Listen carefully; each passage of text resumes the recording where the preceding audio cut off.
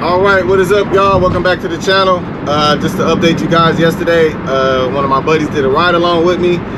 He likes the independent contractor life, but he's like most people, he's nervous about it. He don't feel confident that he can make enough money.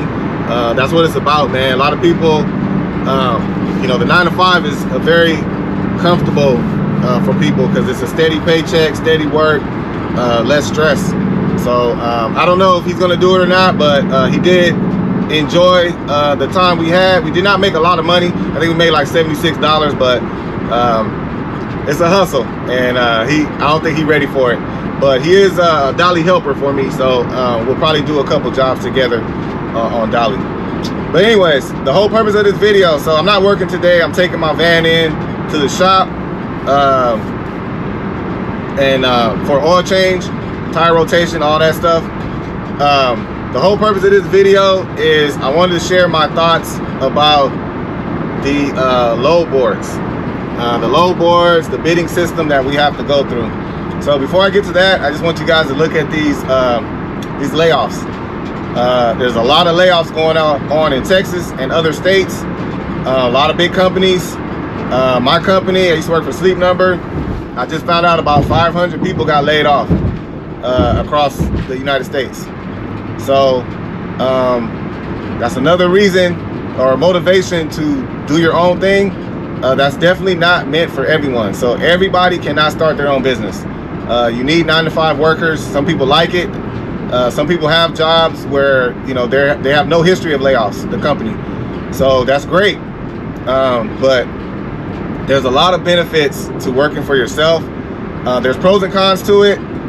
Personally, I think there's more pros than cons. So one thing I see a lot of the people that are critical of this, that criticize the independent contractor, is the benefits. Everybody talks about benefits. I'm gonna tell you right now, when I was with Sleep Number, I did not use their medical plan. They provided a medical plan, and I think it was $700 a month. I found my own plan that covered my whole family for $280 a month. So, you know, you can't use that as an excuse to not try to be your own boss.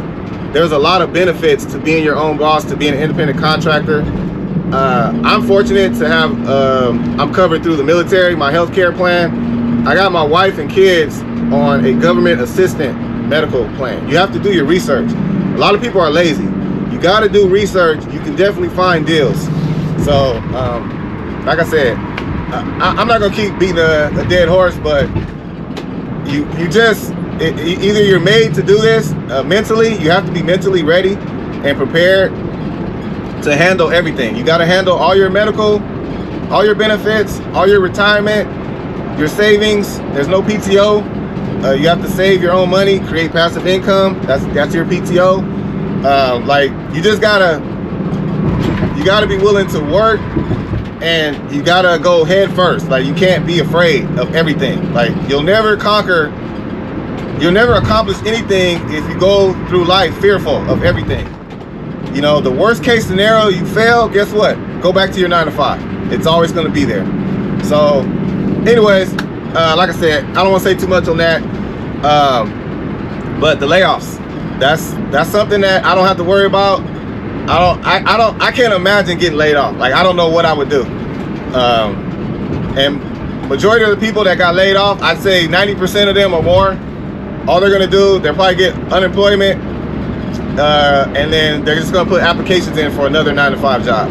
That's what they're gonna do. And one thing that I feel, this is just my personal belief, I feel like you're programmed to be a worker.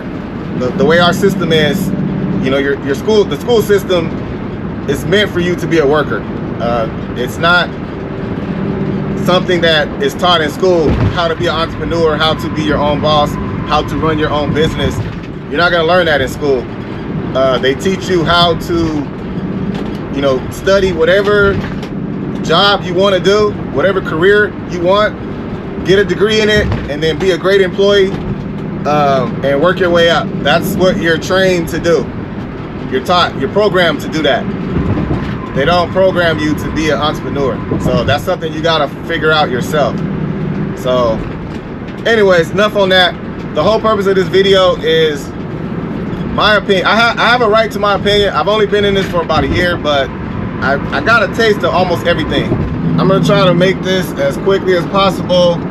I think I could kind of summarize my whole point. So this is my disclaimer. I don't think like everyone else. I'm perfectly fine being the oddball. I like to think for myself. I do my own research. I like to learn from my own experience. I don't follow the crowd. If everyone believes a certain way, I don't just go with that because everyone else does. I do my own research and I try to find the answer through my own experience. So that's just my disclaimer. But this is how what I see. Just taking a step back and looking at the whole system. And I'm referring to like load boards and the bidding system that we have to go through to get loads. So everything that I apply, the Bible, Scripture, the Word of God, I apply that to everything in life. So that's what's going to make me different from other people. Everyone doesn't do that. So looking at it from a biblical standpoint, I look at the big picture, and I kind of went back and forth with a subscriber a while back about this topic. A lot of people point the finger at each other. As drivers, we all point the finger at each other. And we say, why would you do that load for that amount of money? Why? Why would you take that load? You're cheating yourself. You're bringing the rates down. It's hurting everybody. I'm not disagreeing with that. But that's looking at it face value. You have to look at the bigger picture.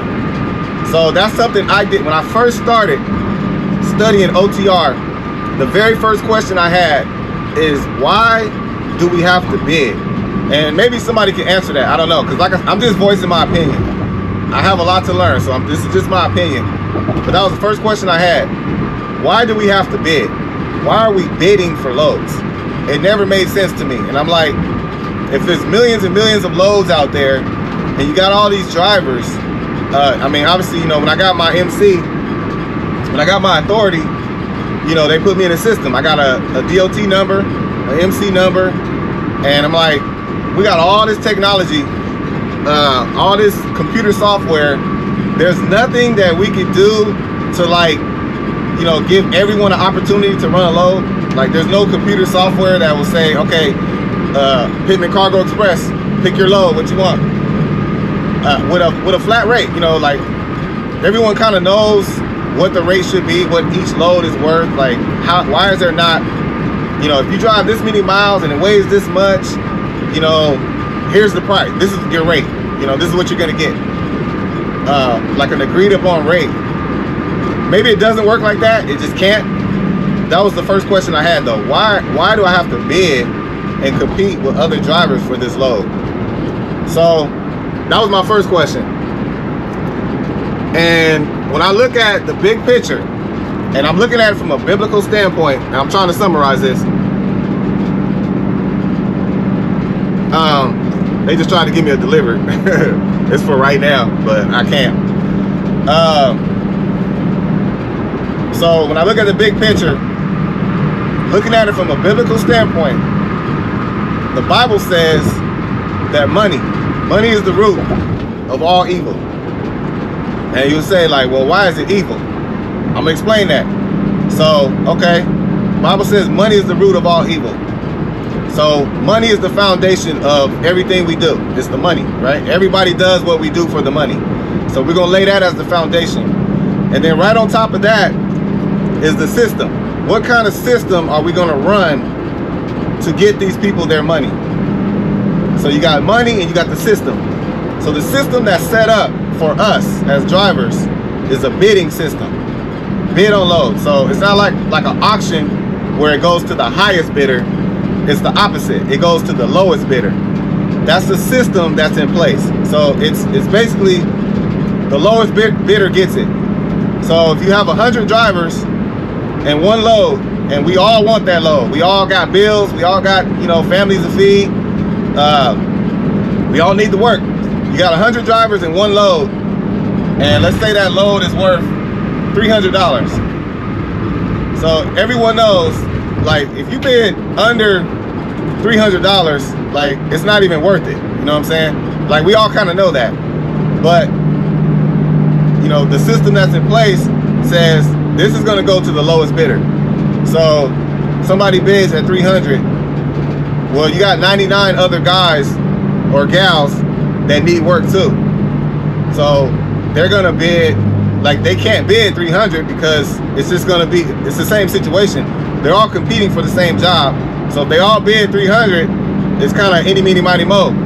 But now you got 99 people that didn't get a job. They didn't make any money. So the system is purposely set up like that. It's purposely set so that who benefits from that?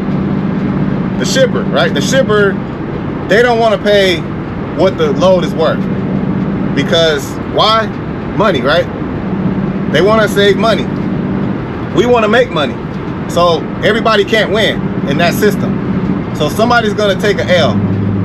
And like I said, this is my opinion. I'm just looking at it from the outside in. So if money was not the main motivation for having that system, right? And this is what the part that makes it evil. If it wasn't about money, if a load is worth $300 and somebody bids $250, the shipper would say, no, that's not even worth it. Like, why would you cheat yourself? We're not going to pay less than $300. Like, that's if money was not the issue. But because money is, they're going to say, oh, perfect, we're going to get this sucker. He'll do it for $250, you know, or somebody might even do it for $200. It's a win. So, like, I hope you guys understand what I'm saying about this, but the system that's in place is meant for us to compete and for it to go to the lowest bidder. And we ask people, okay, don't underbid. Don't underbid. But in that same scenario, you got 100 guys with one load, and you say don't underbid. Okay, we all bid the same. It's definitely not going to go to the highest bidder. So if everyone bids the same, it's still only one person's going to get that load out of the 99. So it's a loss either way you look at it. Somebody's going to lose out. And so the only way to, if I'm like, man, I need to work, I need some money, the only way for me to get that load is to bid lower. But that's my whole point is the system is purposely set up like that so that we compete against each other, and now we're blaming each other, we're pointing each other, but it's not us, it's the system that's in place. And I understand that the rates go up and down, and I did watch a video about that. A lot of times the rates is not really based on the drivers making the right decision, it's based on the market. So you'll have a time where there's more shipment than drivers, and that's typically when the rates are going to be higher. You have more loads, less drivers, the rates are going to go up because, you know, these loads got to move, and you got a limited amount of people that can move them. So the rates are going to be good. They're going to pay what they need to move it. Then you have, you know, the opposite, where, you know, you have more drivers than shipment, which I think that's kind of what we're dealing with right now. Well, I think it's more of a political thing, but, you know, in that situation, obviously the rates are going to drop tremendously because people are going to underbid. We're competing against each other. So the whole point I'm trying to make is, the Bible says money is the root of all evil. It all comes down to money. So if the system that's in place for transportation, if they actually cared about us and wanted us to thrive and make money, we would not have this bidding system. It would be a system where everyone will get paid fairly and correctly.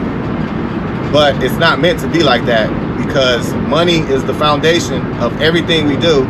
And then you got the system that's in place right on top of the money that says, I want these drivers to bid against each other so that we can save money.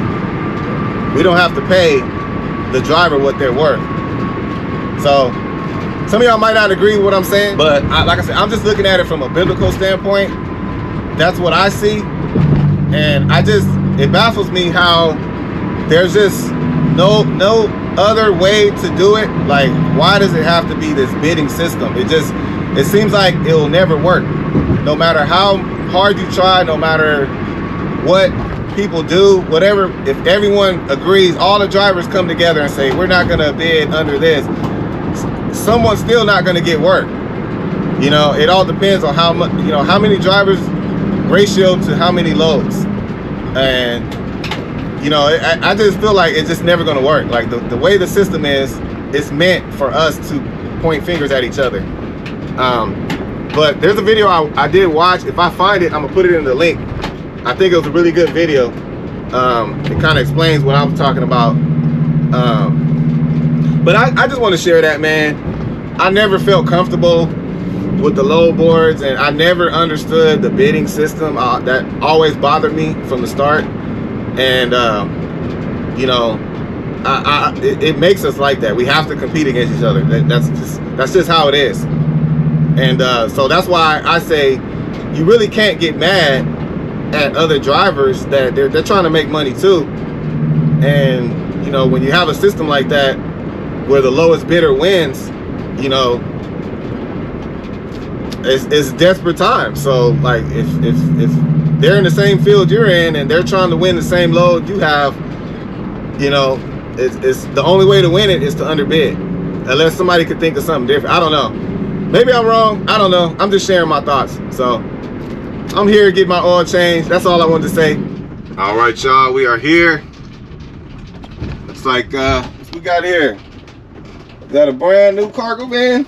Look at all these vans.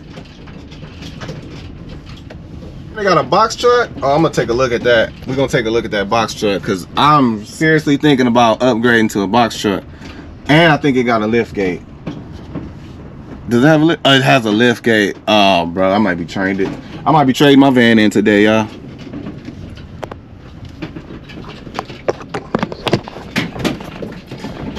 All right, man, let's get this van taken care of. I'll probably be here about an hour, but I'm gonna definitely check out that box truck. Let's see what that's looking like.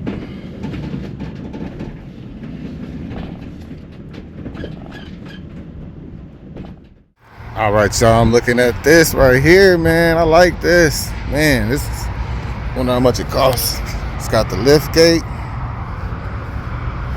Oh, man. Look at the size of that thing. That is nice. This is the type of box truck I would probably get.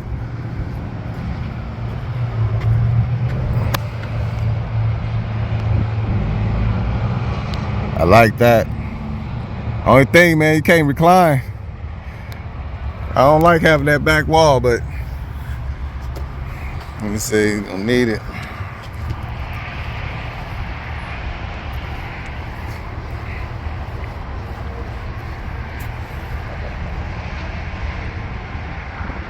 E350. And we got some more cargo vans. Wonder if these are the electric ones.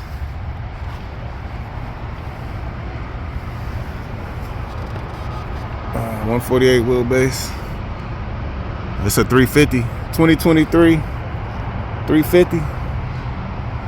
What that price at? Oh yeah, it's electric. These are electric vehicles.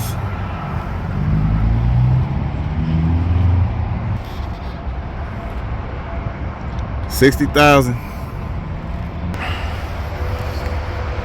I'm gonna tell y'all right now, man. If I did not have my passive income, my military income, and I started all over, I would have bought a van like this. If I knew I was gonna be doing local work only, gig work, this is the van I would have bought. A low roof. You don't really need the 250. I could have found one of these. I had $20,000 to start, so I would have found one of these for probably could have got one for about 16, 17,000, somewhere around there, maybe 18,000, 2016, something like that. That's what I would have did. Wouldn't have had no car payment. Just be saving money. 1 hour later. All right, y'all. So got the works. Full oil change, tire rotation, inspection, all that. So I was having issues with this tire. No, I'm sorry, it's been moved. My tires got rotated, but the driver's side left tire was leaking air a lot. So I had it checked out. They actually had to patch it. So that tire is now right here. And should be good to go. No other issues. Everything went good. Make sure they ain't steal nothing. I had my dash cam going, so if they did anything, I got it on film. So this oil change, normally it's about $70 for the works. This one came out to $109 because of the tire. So not bad, man. Not bad. 109. So next service will be all right, y'all. So I'm about to head home. That box truck that I was looking at over there, I don't know if you can see it. Yeah, right there. So that box truck, I was talking to the sales guy. It's a brand new one. It's 2024, and it's going for $60,000, about $60,000. But it's fully equipped, man. It's got the lift gate. You know, it's very, you know, up to date. Got all the bells and whistles in it. So that's about what I'm gonna have to pay for a brand new one. Obviously, you can get a used one, but I'm excited about it, man. I could definitely see myself using a box truck rather than this cargo van, and it'll benefit me greatly. So we'll see. 3 hours later. Man, I'm gonna tell y'all right now, no schedule, no obligations. This moment right here, no money in the world is worth it. You cannot get this time back right here.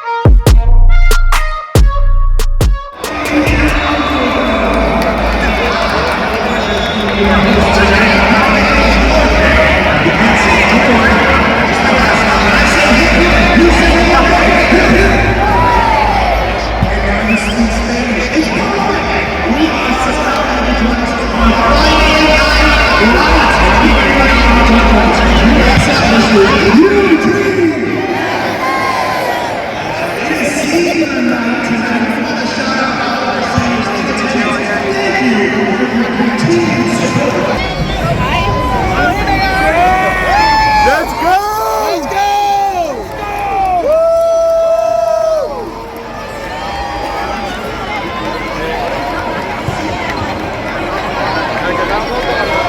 Woo!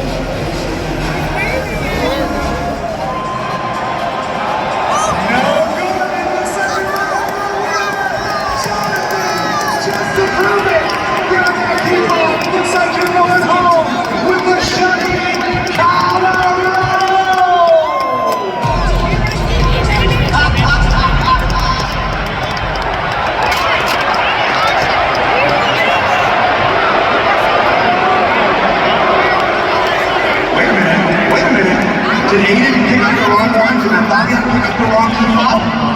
Aiden's trying his. Natalia's gonna try hers.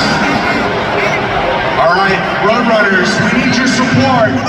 Let's hear for all three finalists while they figure this out. Let's hear for them, come on. Oh, we got it! She did it! Oh my goodness! The fake out, you heard it! You heard something out!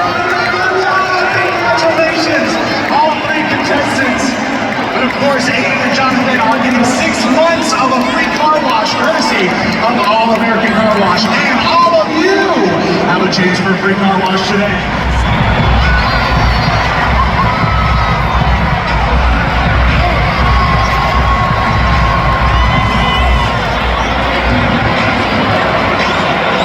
Grandma's name.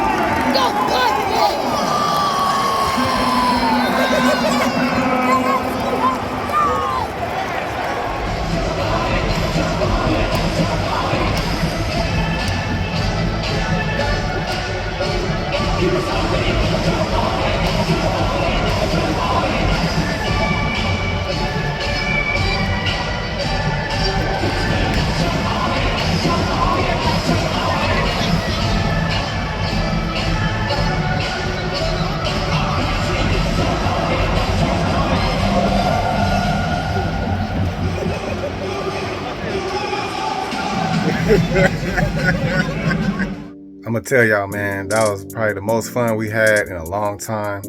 Really honored to have been able to go to that game and witness probably the greatest player ever to play for UTSA, the quarterback, Frank Harris. That was an amazing game. That guy is amazing. I really hope that he gets the opportunity to play in the NFL. I definitely think he's good enough. He literally broke a school record while we was there. That was an honor to see that. I'm just happy to be in the field of work that I'm in. I have an opportunity to make more money and to say yes. You know, it's a lot of games and events that my kids want to go to, and before I had to say no a lot because, you know, I didn't have the finances. But that was great, man. I had a great time, and hopefully you guys enjoyed the video. Can't wait to do it again. Catch y'all on the next one.